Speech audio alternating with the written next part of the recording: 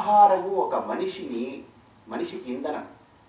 గమనించండి, ఎలాగైతే డీజిల్ పోస్తే బండి పరిగెడుతుందో, పెట్రోల్ పోస్తే బండి పరిగెడుతుందో, మనిషిని కూడా నడిపించేది, మనిషిని కూడా నిలబెట్టి ఉంచేది, వ్యవహారానికి యోగ్యమైనటువంటి శక్తినిచ్చేది ఆహారమే. గుర్తుపెట్టుకోండి. అందుకని ఆహారం అనంటే ఆహ్రియతే ఇది ఆహార అనంటే ఆహ్రియతే భుజించడానికి ఒకటి యోగ్యమైనదిగా ఉండాలి, రుచికరమైనదిగా ఉండాలి. కాబట్టి ఈ ఆహారం ఎలాగైతే ఇంధనం పోస్తే బండి నడుస్తుంది, కానీ గుర్తుపెట్టుకోండి, ఇక్కడ ఆహారం పెడితే కేవలం శక్తి మాత్రమే కాదు, మనస్సు కూడా ప్రవృత్తి పొందుతుంది. శరీరం ఎలాగైతే కదలికలు వస్తుందో మనస్సు కూడా ప్రయాణం చేయడానికి వస్తుంది. కాబట్టి మనం ధ్యానంలో కూర్చున్నప్పుడు అండి, ఏమిటోనండి నా మనస్సు అంతా నిలబడదండి. ఎందుకు నిలబడుతుంది మీ మనస్సు?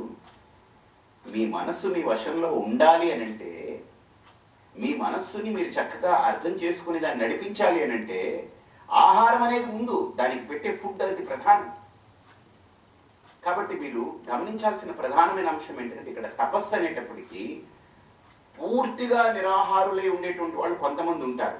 వాళ్ళకి ఏంటంటే వాళ్ళ మనస్సు వాళ్ళ వశంలో ఉండదు. అందుకని ఆహారం మానేస్తే ఆ మనస్సు గిలగిల కొట్టుకుని విలవిల్లాడుతుంది. అప్పుడు ఆ మనిషి ఆ మనస్సుని లొంగదీస్తాడు.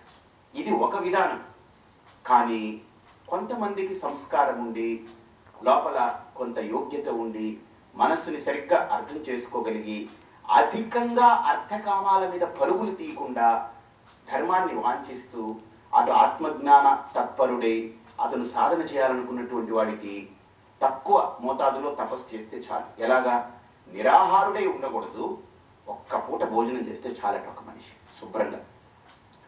ఉదయం సాయంకాల వేళల్లో క్షీరం, పాలు, పళ్ళు, మధ్యాహ్నం ఒక్క పూట భోజనం. ఇది చేస్తే చాలట మనిషికి. అది చేస్తే అసలు మైండ్ కానీ వాడి యొక్క ఆలోచన విధానం కానీ ఇవన్నీ స్పష్టంగా ఉంటాయి. తర్వాత అతనికి నిద్ర కూడా చాలా సంయమనంతో ఉంటుంది. నిద్ర ఇలాగా ఒక 4 గంటలు 5 గంటలు పడుకుంటే చాలు. వాడికి కోరికలు కూడా మితిమీరి ఉంటాయి. ఒక మోతాదులో, ఒక పద్ధతిలో కొంతవరకు ఉంటాయి, వాడి యొక్క నియంత్రణలో ఉంటాయి.